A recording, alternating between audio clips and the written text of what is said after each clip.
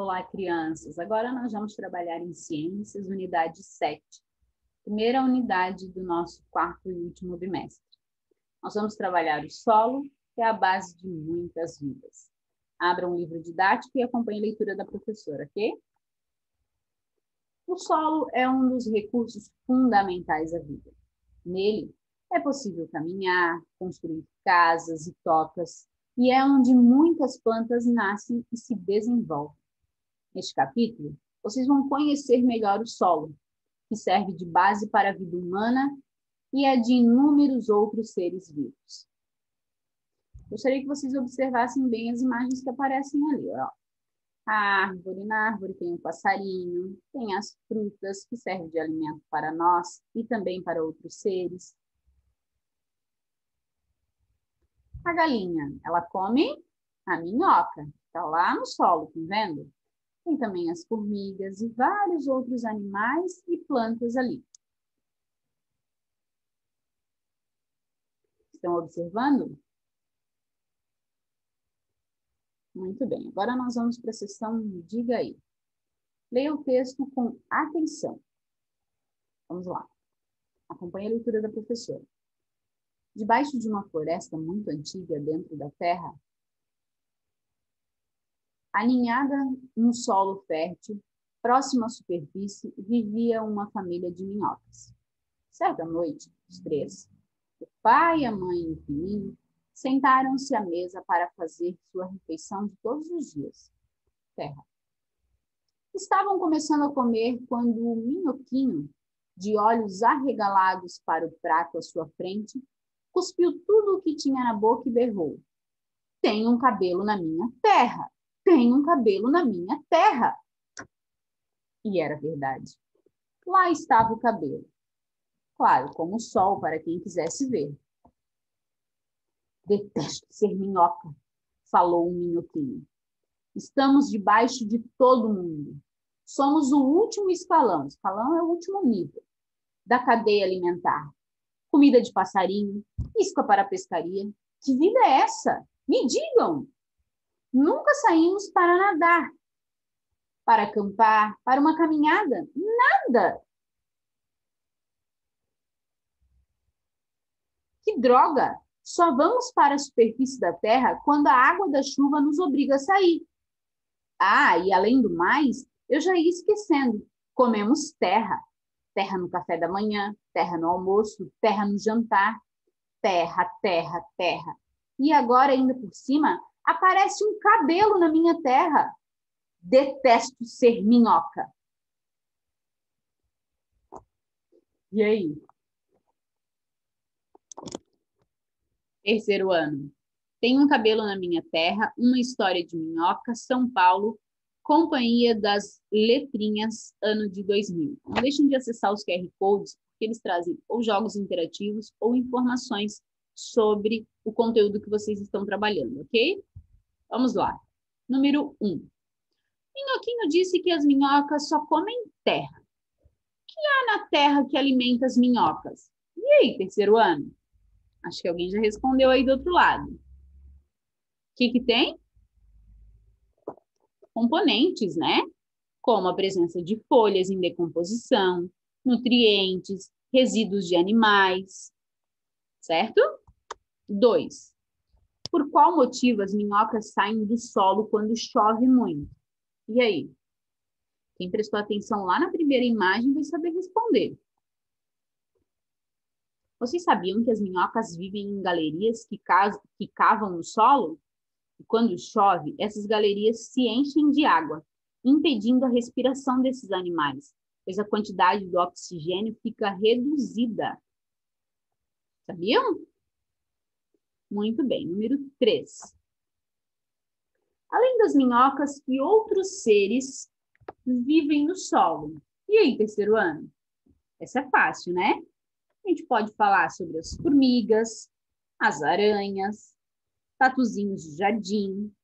A gente ainda pode lembrar que a maioria das plantas se desenvolvem no solo e também sobre a presença de micro-organismos, certo? Na imagem anterior, lá da página 2, Vocês já conseguem responder olhando aquela imagem, né? Então, ó, número 3. Formigas, aranhas, tatuzinhos de jardim. A gente precisa chamar a atenção também para o fato de que a maioria das plantas se desenvolvem no solo e também a presença de micro-organismos, certo? Continuando. O que é feito o solo, terceiro ano? O solo é encontrado na camada mais superficial da crosta terrestre. É no solo que caminhamos, que construímos nossas casas, que plantamos uma árvore. Existem diversos tipos de solo. E o que os diferencia são a composição e a textura e também a coloração. Observem ali, ó. Dependendo de sua composição, os solos podem ter cores diferentes. Estão vendo? Ele ali mais avermelhado e o outro mais escuro, puxando para o preto. Os componentes do solo são partículas de rochas, matéria orgânica, água e ar. Ó, atenção. Os componentes do solo são partículas de rochas, matéria orgânica, água e ar. Partícula de rochas. São pequenos pedaços que se desprendem das rochas pela ação da água, do vento, das mudanças de temperatura, dos seres vivos no decorrer do tempo. Apresentam tamanhos variados. A matéria orgânica é a parte formada por restos de seres vivos, como folhas secas e frutos apodrecidos que caem das árvores. Ao serem decompostos, esses componentes liberam nutrientes no solo, que podem ser utilizados pelas plantas e por animais, como as minhocas. Em seu processo de decomposição, as folhas que caem das árvores passam a fazer parte da matéria orgânica do solo. Agora nós vamos falar um pouquinho sobre a água. Alguns solos são secos e apresentam pequena quantidade de água. Já outros apresentam maior quantidade de água, o que possibilita o desenvolvimento de grande diversidade de plantas e outros seres vivos. A água passa entre as partículas de rochas e a matéria orgânica, absorve água e mantém a umidade do solo. As raízes das plantas se desenvolvem melhor em solos menos compactos, em que as partículas de rochas estão mais afastadas pelo ar e pela água. Observem ali, ó, o ar, a água, raiz, partículas de rochas, a raiz, estão vendo na imagem? Assim como a água, o ar fica armazenado entre as partículas de rocha e o material orgânico que forma o solo. Os espaços criados pelo ar facilitam a passagem de seres vivos, como as minhocas, e também o crescimento das raízes das plantas. Terceiro ano. De onde vem o solo? Quero que vocês observem primeiro bem as imagens, tá? Tudo que compõe essa imagem aqui. Olha lá, ó, chuva, luz do sol, o vento, minhoca, outros seres que aparecem ali. Rocha-mãe. Atenção. As rochas são o principal componente do solo. Com a ação do sol, do vento, da água e dos seres vivos, as rochas vão se desgastando no decorrer do tempo. Pequenos fragmentos se desprendem e são carregados para outros lugares. Os pedaços da rocha desgastada se espalham pelo ambiente e se misturam com micro-organismos, matéria orgânica, água e ar. O solo é essa mistura que se forma no decorrer de milhares de anos. Quanto mais fragmentos se acumulam, maiores são as chances de se desenvolverem seres vivos, o que aumenta a quantidade de matéria orgânica no solo.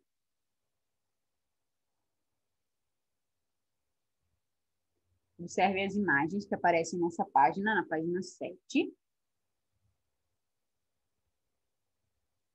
Tem.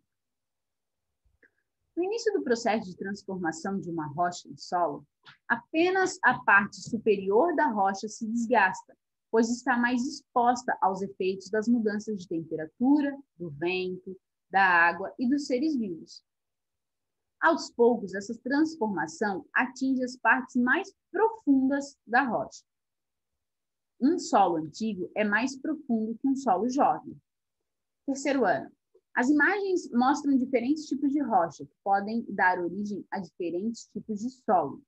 Além disso, dependendo do clima e dos seres vivos da região, solos diferentes podem ser originados do mesmo tipo de rocha. Assim, existe uma grande variedade de solos. Agora nós vamos ver um pouquinho os tipos de solo, ok? Bom, se compararmos o solo de diferentes lugares, veremos que eles são pelo menos um pouco diferentes. Isso ocorre devido às diferenças no tamanho das partículas. Ao analisarmos o solo com uma lupa, percebemos que as partículas que o compõem apresentam diferentes tamanhos, diferentes cores e diferentes texturas. Na cor, os solos podem apresentar cores diferentes. Olha ali, ó. Na quantidade de água, os solos podem ser secos ou apresentar alta umidade, e isso determina os tipos de plantas que neles se desenvolvem. Na quantidade de matéria orgânica, o solo arenoso apresenta menor quantidade de matéria orgânica que o solo umífero. Olha lá, ó. A é o arenoso, B é o umífero. Estão vendo? O solo arenoso apresenta menor quantidade de matéria orgânica que o solo umífero. Bom, essas variações no tamanho e na quantidade dos componentes do solo influenciam em uma permeabilidade, porosidade e fertilidade. O que é isso, prof? Vamos lá. A permeabilidade é a capacidade do solo de deixar a água passar. Quanto mais permeável é o solo, mais água ele deixa passar para as camadas mais profundas. A porosidade está relacionada com a quantidade de ar existente entre as partículas do solo. Quanto maior é o espaço entre as partículas, maior é a quantidade de ar e mais poroso é o solo. Fertilidade. A fertilidade está relacionada com a quantidade de matéria orgânica presente no solo, formada por restos de vegetais e animais. A matéria orgânica libera nutrientes no solo, que são absorvidos pelas raízes das plantas. De acordo com essas características, podemos ter diferentes tipos de solo. Pessoal, cobrir o solo com palha ou folhas secas aumenta a quantidade de matéria orgânica, tornando o solo, assim, mais fértil. Então, quando a gente tem lá aquela horta em casa, geralmente se faz isso para que a gente consiga ter plantas saudáveis, grandes. Vamos lá para os tipos de solo, então. Solo arenoso. São permeáveis, porosos e pouco férteis. Ó, os arenosos são pouco férteis, sendo formados principalmente por areia. Nesse tipo de solo, existem grandes espaços entre as partículas por onde a água passa com facilidade. Já os solos argilosos apresentam bastante argila em sua composição, fazendo com que sejam poucos permeáveis e pouco porosos. Neles, a água tem bastante dificuldade para passar. Os solos umíferos apresentam grande quantidade de humus, sendo bastante férteis e quantidade ideal de água. Os solos umíferos facilitam o crescimento das raízes das plantas e seu desenvolvimento. Você sabia? O humus resulta da decomposição de restos de animais e de plantas. Sabiam? As fezes das minhocas são ricas em humus, que se mistura ao solo, fornecendo-lhe nutrientes que são utilizados pelas plantas. Agora, observem ali os exemplos de solo. A, que é o arenoso, B, o argiloso, e C, o umífero. Observaram a diferença? Pessoal, os tipos de solo e as suas características interferem na nutrição das plantas, na construção de casas e prédios e na ocorrência de alagamentos. Importante essa informação, terceiro ano. Bom, a professora trouxe aqui informações importantes. Na próxima aula, nós faremos a interpretação dessas informações através de atividades, ok? Se tiverem alguma dúvida no decorrer desta videoaula, podem chamar a professora que a gente conversa. Bons estudos, crianças!